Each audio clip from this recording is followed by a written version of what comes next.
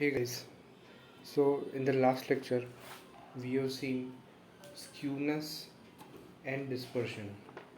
So today we are going to start a new topic, that is kurtosis. So if we have knowledge the measure of central tendency, dispersion and skewness, even then we cannot get a complete idea of the distribution. That is, if we know that how it is dispersed, what is the skewness, and also central tendency, then also we are not having the complete idea of the distribution.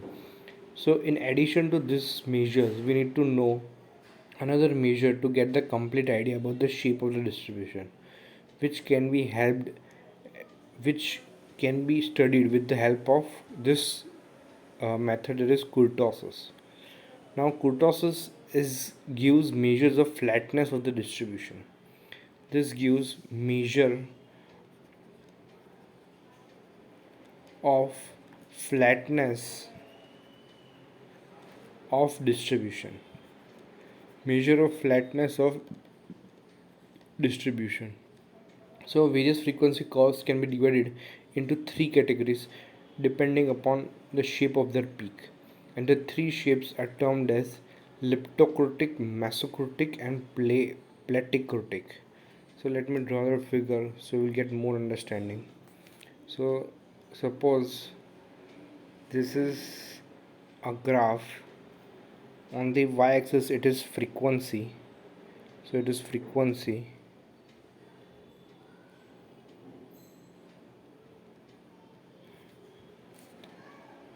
and here on the x-axis there is our data. So our graph will be in such a way that, suppose this is the peak point. So this is, so suppose these are the three graphs I am drawing. So this is the first graph. Let me draw.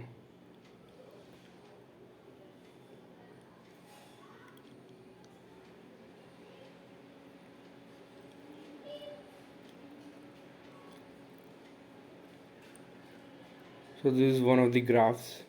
Then the second graph.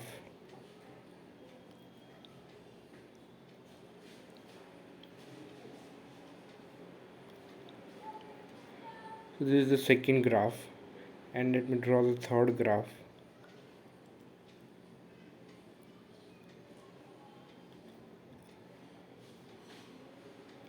So this is the third graph. So this graph is called leptokurtic. Leptokurtic. This second graph that is in middle, that is called mesokurtic, and the third graph is called platykurtic.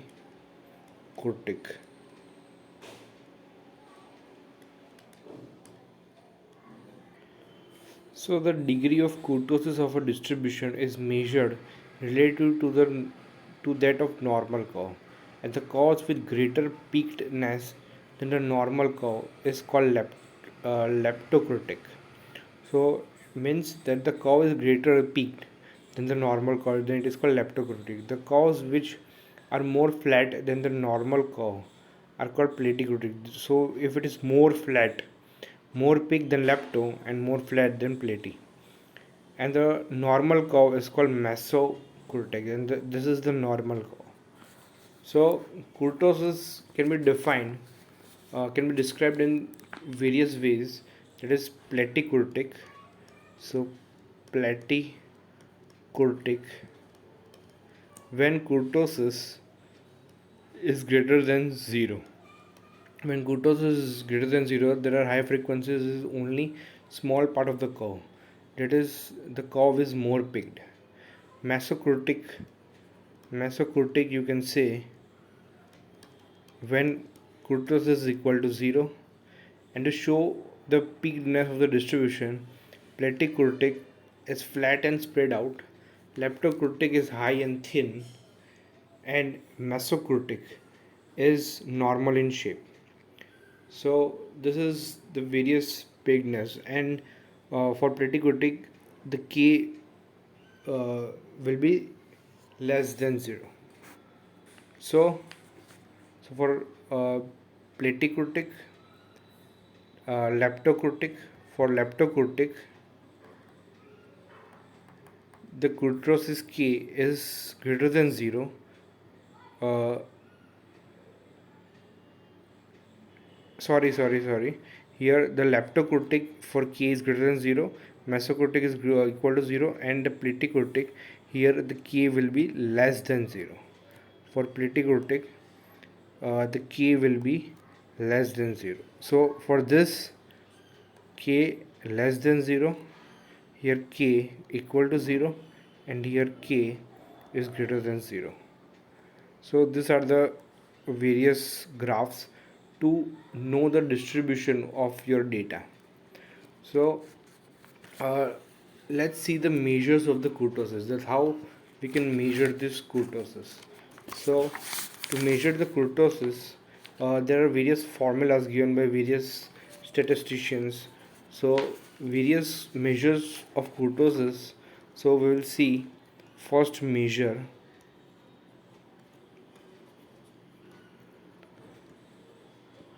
Let's see the first measure, that is Carl Pearson's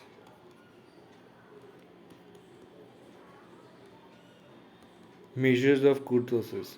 So for calculating the kurtosis, the second and fourth central moments of variables are used.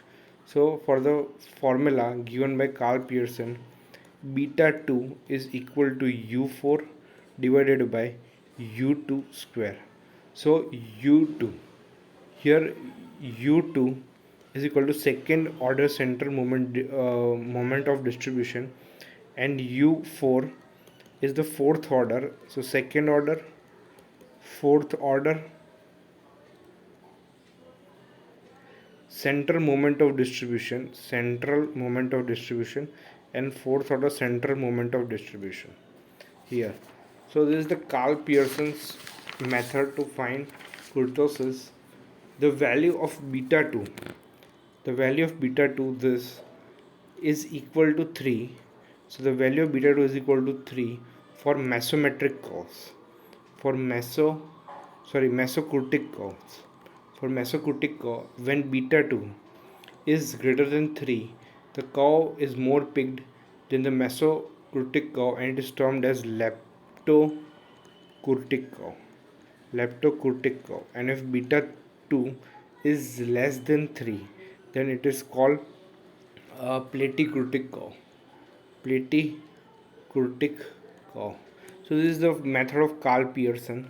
Then there is also a second method, that is Cayley's measure of kurtosis. This Cayley's measure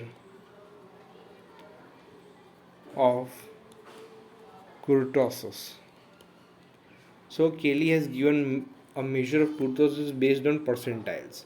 So the formula is, that is beta 2 is equal to P75 minus P25 divided by P90 minus P10. So what is P here? So here P, all P 75, 25, 90, 10 are 75th, 25th and 90th or 10th percentiles. There are percentiles of the dispersion respectively. So these are the percentile of the dispersion. So here the value of beta 2, if it is greater than 0.26315, then it is called platykurtic, and if it is less than this 0.65, it is called leptokurtic, and if it is equal to 0.26315, then it is called mesokurtic. So here the value of beta 2 keeps on changing according to the formula which we are using. So these are the two methods to find the kurtosis. So let's see one example, so we'll get more idea about this kurtosis. So let's start one example. So the first four central moments of distribution are, so four central moment of distribution are given, that is 0, 2.5, 0.7 and 18.75.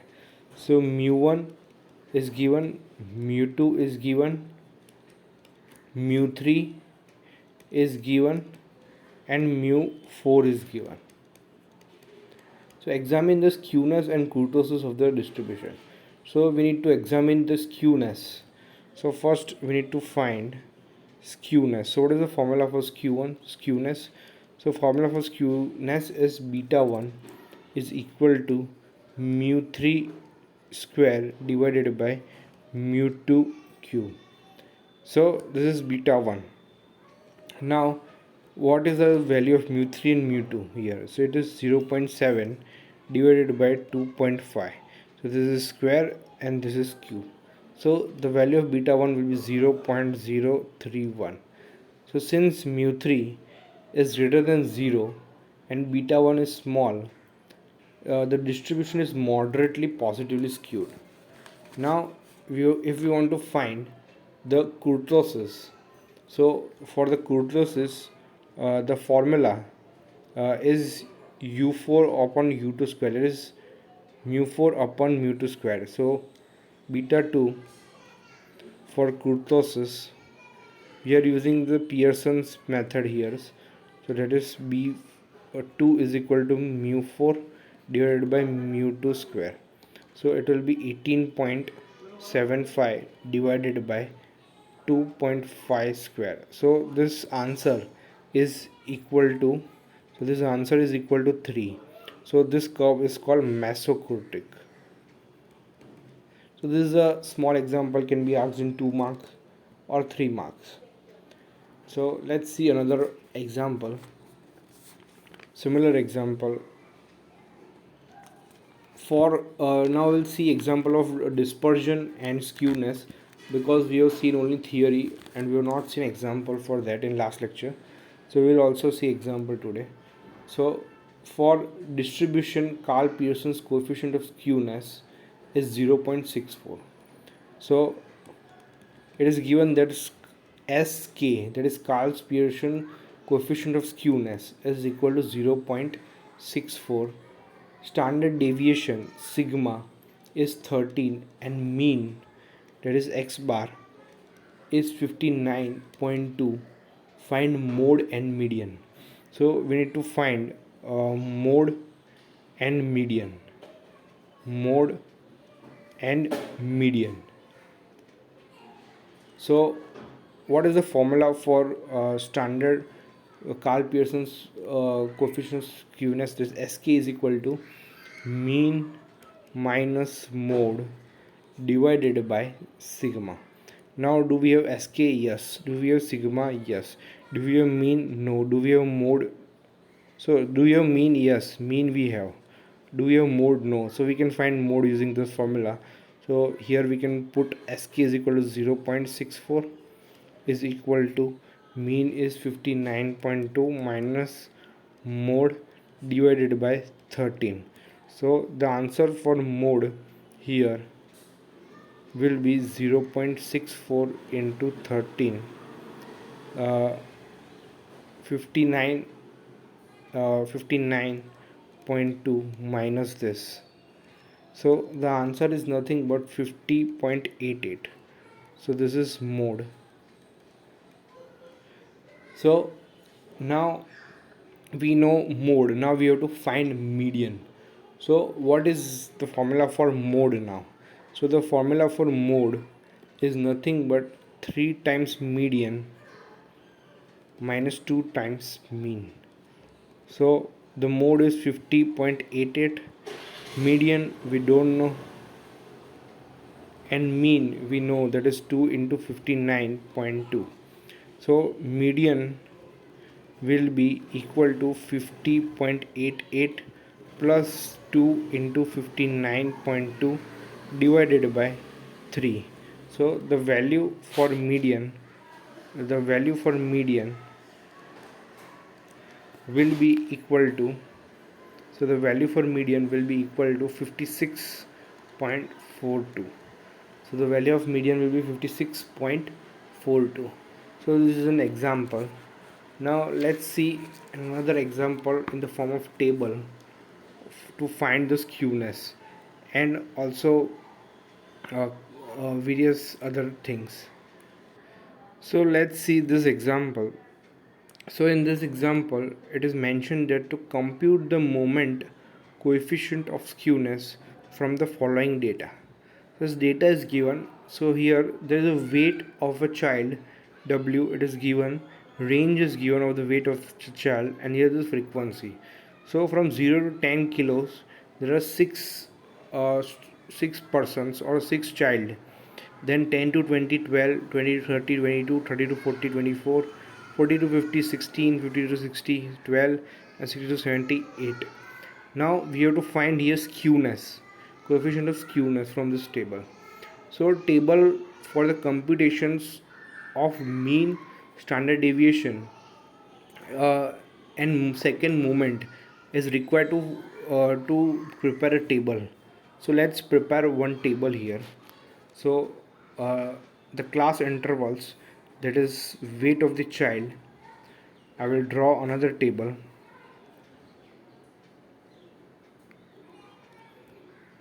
So this is the class intervals. So here it is 0 to 10, then 10 to 20, 20 to 30, 30 to 40, 40 to 50, 50 to 60, and 60 to 70. So these are the various tables here. I will just draw the lines.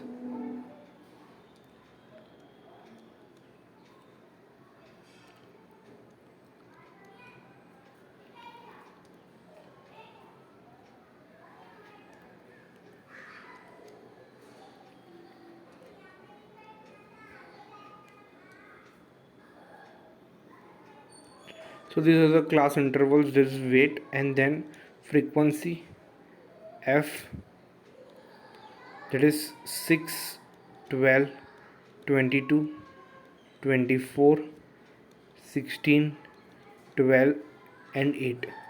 So these are the frequency, and then we have to find the mid values. So that is X. So what are the mid values of this? So 0 to 10, the mid value will be 5. Here 10 to 15 will be 10 to 20 will be 15, 25, 35, 45, 55, and 65. So these are the mid values. Now we have to find U here. So now we will take U, that is there are how many values we have? 1 2 3 4 5 6 7.